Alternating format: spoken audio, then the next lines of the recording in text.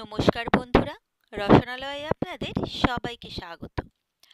আমার আজকের রেসিপি হলো দারুণ টেস্টি মাশরুম ফ্রাইড রাইস।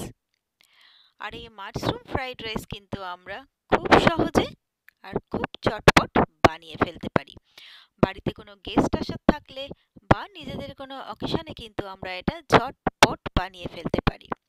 আর এটা খেতেও কিন্তু হয় ভীষণ সুস্বাদু।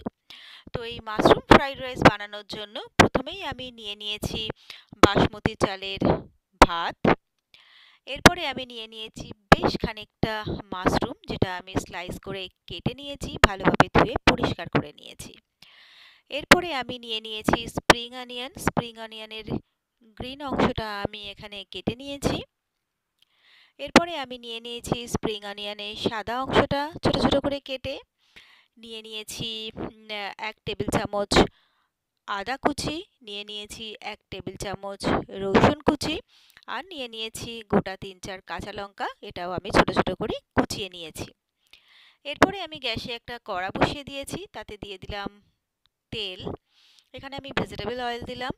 এরপরে তেলটা গরম হয়ে গেলে দিয়ে দিচ্ছি রসুন কুচি, আদা কুচি, কাঁচা লঙ্কা কুচি আর স্প্রিং অনিয়নের সাদা অংশটা।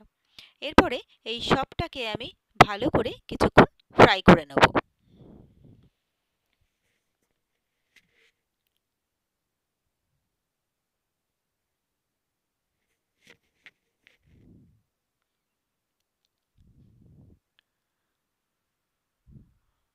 তো এটা আমি ফ্রাই করে নিচ্ছি, তবে খুব বেশি লালচে করে কিন্তু ফ্রাই করব না, হালকা হালকা করেই কিন্তু ফ্রাই করে নেব।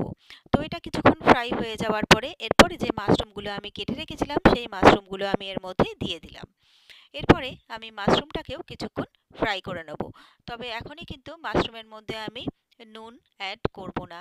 নুন দিলে কিন্তু মাশরুম থেকে প্রচুর পরিমাণে জল বেরিয়ে যাবে, ভাজাটা ভালোভাবে হবে না। সেই জন্য এখন আমি নুন অ্যাড করব না, মাশরুমটাকে শুধু ভেজে নেব। তো দেখুন, কিছুক্ষণ ভাজতে ভাজতে মাশরুমটা কিন্তু বেশ নরম হয়ে এসছে। আরও একটুক্ষণ ভাজলে কিন্তু মাশরুমটা আমার ভালোভাবে ভাজা হয়ে যাবে। তো আরও কয়েক মিনিট নাড়াচাড়া করতে করতে কিন্তু মাশরুমটা আমার ভালোভাবে ভাজা হয়ে গেল। এরপরে যে ভাতটা আমি রেডি করে রেখেছিলাম সেই ভাতটা আমি এর মধ্যে দিয়ে দিচ্ছি।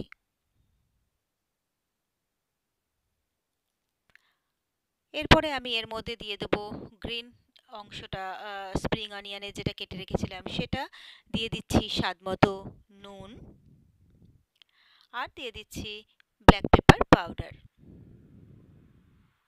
এরপরে দিয়ে দেবো আমি 2 টেবিল চামচ সয়া সস।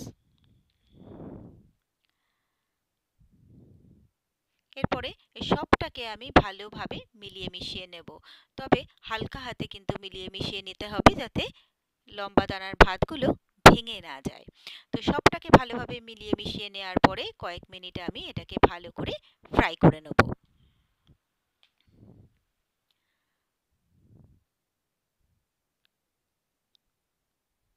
তো এটা ফ্রাই করতে করতে কিন্তু দারুণ সুন্দর একটা অ্যারোমা আসছে, আর এটা খেতেও কিন্তু অসাধারণ হয়েছিল। তো সবটাকে নাড়াচাড়া করে কয়েক মিনিট কিন্তু আমি ফ্রাই করে নিয়েছি। আমার কিন্তু মাশরুম ফ্রাইড রাইস একদম রেডি হয়ে গেছে। এরপরে আমি একটা সার্ভিং বোল নিয়ে নিয়েছি সার্ভ করার জন্য। তো গরম গরম মাশরুম ফ্রাইড রাইস আমি সার্ভিং বোলে তুলে নিচ্ছি সার্ভ করার জন্য। তো এই মাশরুম ফ্রাইড রাইসের সাথে আমরা chilli prawn, chilli chicken, chilli paneer, garlic chicken যে কোনো কিছু দিয়েই কিন্তু আমরা সার্ভ করতে পারি। তো এবার এটাকে আমি কিছুটা স্প্রিং অনিয়ন দিয়ে গার্নিশ করে দিলাম। এরপরে এটাকে আমি সার্ভ করে দিলাম। তো ব্যাস, তৈরি হয়ে গেল আমার খুব সহজে আর খুবই চটপট দারুণ টেস্টি মাশরুম ফ্রাইড রাইস। আর এই রেসিপিটা যদি আপনাদের ভালো লেগে থাকে তাহলে আপনারাও বাড়িতে ঠিক এইভাবে একবার ট্রাই করে দেখবেন। আশা করি আপনাদের সকলেরও ভীষণ ভীষণ পছন্দ